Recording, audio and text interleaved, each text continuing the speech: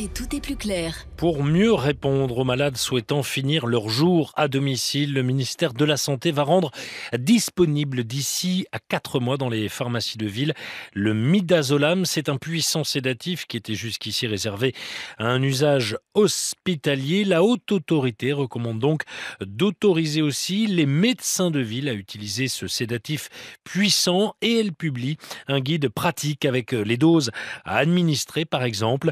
Le professeur Didier Sicard fut président du comité d'éthique de 99 à 2008 et il avait remis en 2012 au président François Hollande un rapport sur la fin de vie, rapport à l'origine de la loi Claeys-Leonetti. Le droit de pouvoir finir ses jours chez soi, si c'est possible, si on a les conditions évidemment de logement acceptables, me paraît un droit humain absolument essentiel. Et notre rapport et la loi l'avaient inscrit comme une possibilité un endormissement dans une phase terminale de la vie, au moment où on commence une agonie et où on exprime son désir. Évidemment, c'est quelqu'un qui supplie de maintenir sa vie, on ne va quand même pas, au fond, le mettre en sédation alors qu'il veut vivre. Oh. Mais si il est dans une situation de renoncement à la vie, je crois qu'il est absolument essentiel de l'aider et de pouvoir lui donner le midazolam. Ce n'est pas une euthanasie. Voilà le professeur Didier Sicard sur France Info. Bonsoir Jean-Paul Hamon. Bonsoir. Médecin généraliste, président de la Fédération des médecins de France. Sédatif, bientôt disponible pour les soins palliatifs à domicile. C'est une révolution, ça change vraiment quelque chose ? C'est une révolution, non, mais ça va changer quelque chose et on est très heureux ce soir d'avoir soutenu le docteur Méheu-Ferron qui est toujours interdit d'exercice pour avoir prescrit du midazolam en ville. Ça va permettre effectivement une prise en charge correcte des patients avec un produit qui est souple d'utilisation et qui n'est absolument pas un produit d'euthanasie. Le midazolam, si vous l'administrez à quelqu'un en bonne santé, ça va le faire dormir et le patient va se réveiller. C'est un produit souple qui permet de calmer les douleurs, de calmer l'anxiété.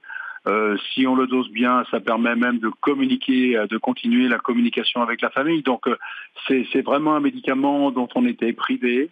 Et j'espère, parce qu'il va falloir qu'on lise attentivement maintenant la recommandation, parce qu'elle fait 44 pages, et j'espère qu'on ne va pas retomber dans les complexités d'utilisation qui jusqu'ici permettaient quand même en ville de l'utiliser dans le cadre d'une hospitalisation à domicile ou dans le cadre d'un réseau de soins palliatifs.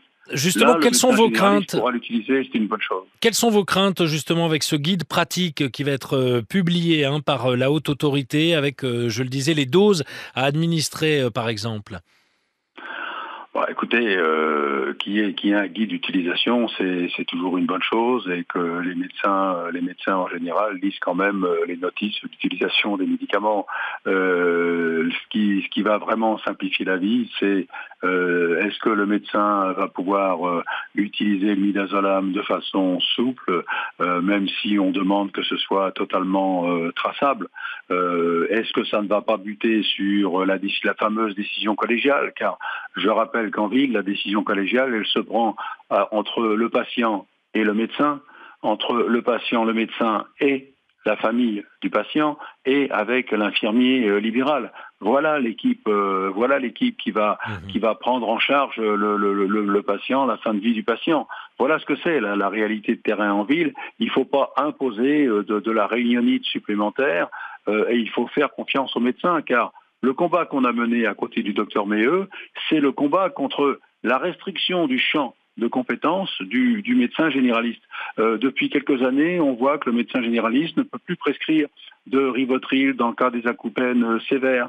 Il ne peut plus prescrire d'aérosols dans le cas des insuffisances respiratoires. Même pour les acnés sévères, il ne peut plus utiliser du Roaccutane. Donc si vous voulez, on est en train de restreindre le champ de compétences du médecin généraliste et le midazolam faisait partie de cette restriction du champ de compétences, et pour nous, c'est totalement inacceptable. Et comment faisiez-vous sans ce puissant sédatif, justement, ce fameux midazolam ? Soit on bricolait comme faisait le docteur Méheu, qui lui avait pas trop de mal à se produire parce que son épouse était anesthésiste en établissement, soit on utilisait d'autres anxiolytiques, mais beaucoup moins maniables, que le midazolam est beaucoup moins confortable à utiliser pour le patient que le midazolam.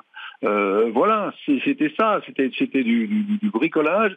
Et la situation, prendre en charge une fin de vie à domicile sans avoir tous les moyens pour que ce soit le moins inconfortable pour le patient, le moins contraignant pour la famille. Car si vous imposez à une famille une agonie angoissante, c'est pas le but de la manœuvre.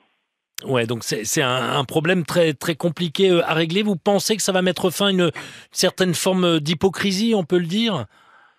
Écoutez, j'espère que ça va mettre fin à cette forme d'hypocrisie. Ça va surtout simplifier les relations entre les patients et les médecins.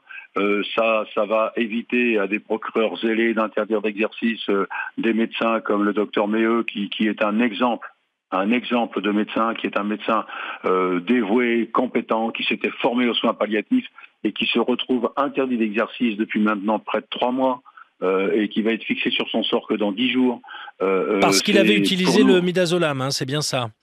Il n'avait prescrit que du midazolam, et en plus, il avait bien précisé dans le courrier qu'il avait envoyé à Agnès Buzyn, et il avait bien précisé qu'il n'avait jamais utilisé le midazolam dans le cadre de sédation profonde et continue. Et Agnès Buzyn, qui avait lu sa lettre, avait été particulièrement touchée par la justesse de sa lettre, la compétence que montrait le médecin dans ce courrier, et avait affirmé que quand l'affaire serait terminée, elle le recevrait. Et je pense qu'elle tiendra parole. C'est une étape décisive. Dernière question, cette autorisation, il en reste encore d'autres à franchir pour vous aider à gérer au mieux ce type de situation?